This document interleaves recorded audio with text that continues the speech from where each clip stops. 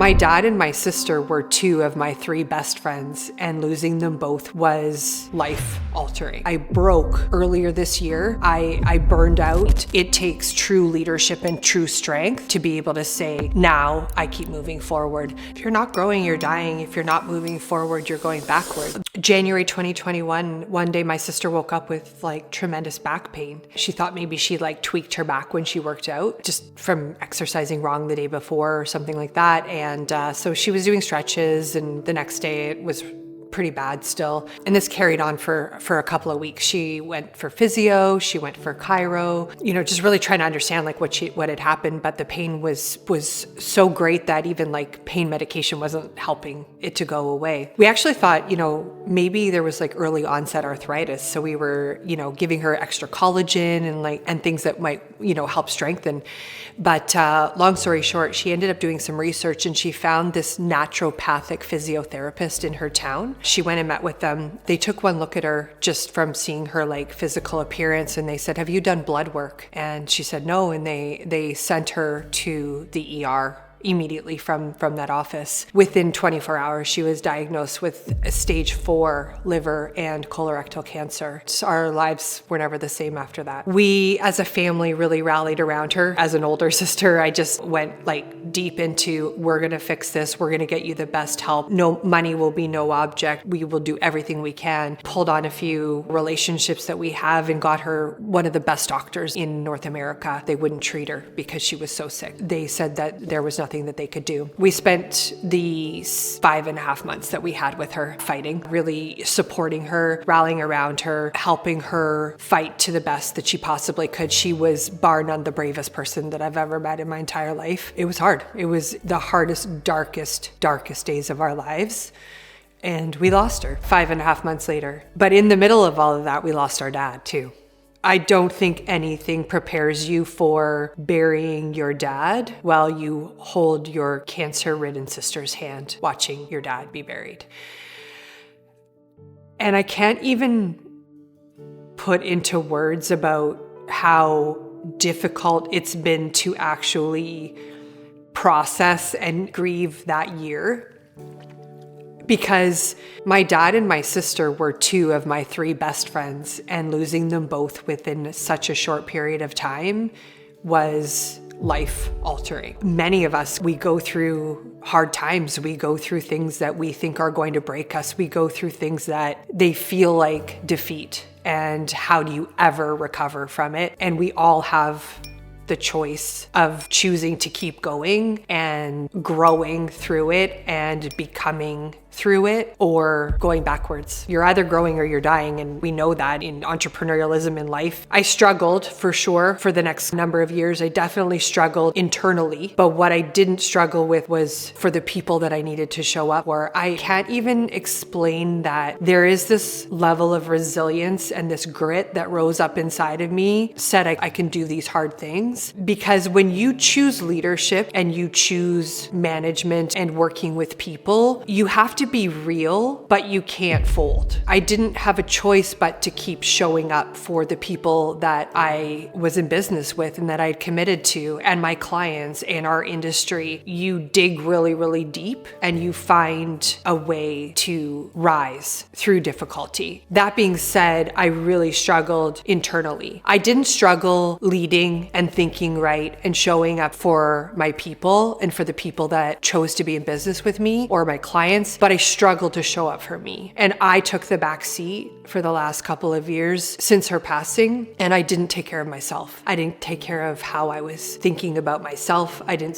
take care about how I was thinking about my health or my well-being. And you would think that after losing your baby sister to something so devastating and impactful as a health issue, that you would go the opposite and go all in on wellness and eating right and taking care of yourself. And I didn't. I did the opposite. opposite. In order to sustain showing up for my family and my nieces, her daughters, and the people around me during my darkest days, I resorted to comforting myself with food. Anytime I felt sad or I felt emotional, I would eat. I didn't take care of myself, but I had to learn, and it took putting on a lot of weight over those couple of years and not taking care of myself properly, that you can't help anybody else if you don't help yourself first. And that analogy that we hear so often is that saying that says, when the student is ready, the teacher will appear. I never really understood it until I started hearing things that I've heard all my life growing up, or maybe even recently. All of a sudden, I was aware. All of a sudden, it resonated. And I've heard the analogy a million times because I am somebody who's flown a lot in my life, that if there was ever an emergency on the airplane and the oxygen masks were released, you always have to put the oxygen mask on yourself first, and then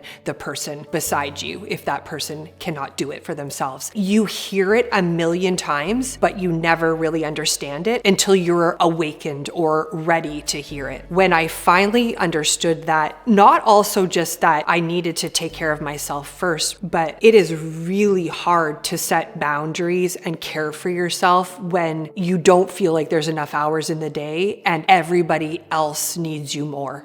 It's really hard, but at some point you have to learn that you can only be there for those people or help those people maybe for a certain period of time if you don't take care of yourself first, but eventually it will come to an end. Eventually you will have to make that choice the hard way. And I did. I broke earlier this year. I burned out. Almost nobody even knows about it except for a very, very, very small circle that were around me. I came into 2025 feeling ready and on top of the world, like feeling like I was starting to almost like the fog was lifting from the grief, from the pain of what our family had been through. But I was so low, I didn't even actually realize how low I was. And I broke. I just burned right out. And I realized that I needed to slow down and stop and to prioritize my wellness over everything. And there were people in my business, there were people in my family that I know that I probably rubbed the wrong way, or were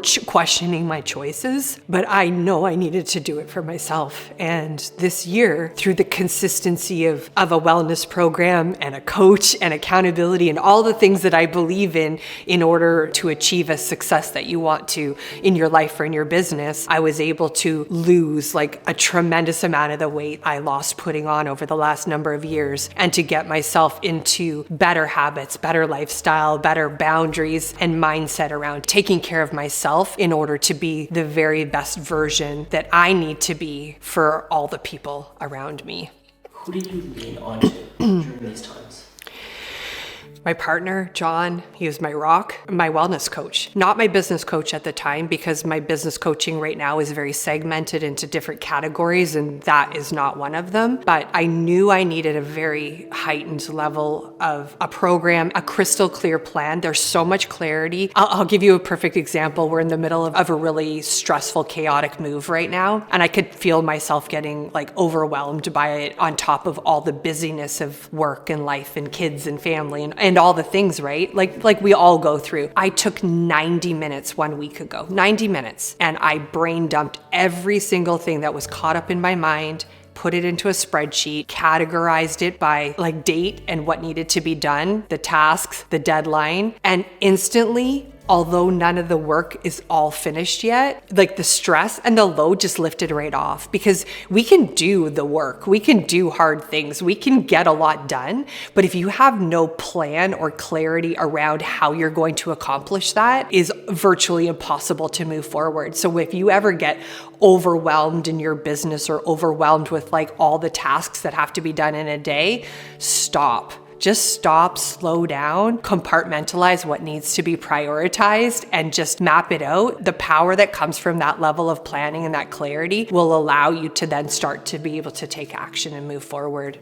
How does it look like to show up after the passing of both your sister and your dad when you really didn't want to? Yeah, there was days that I didn't even want to get out of bed, but I say I didn't want to, but I can honestly say, as God is my witness, I did every single day. There's not one day where I dialed it in or canceled or said, I can't do this. There's zero judgment from me if somebody who went through the same thing said, I can't get out of bed. I remember actually at a family dinner with my partner's side of the family, and his brother said to me, if I went through what you went through, I wouldn't be able to move for a year. To me, that wasn't an option. Not moving was not an option, but it's okay if that was an option for somebody else.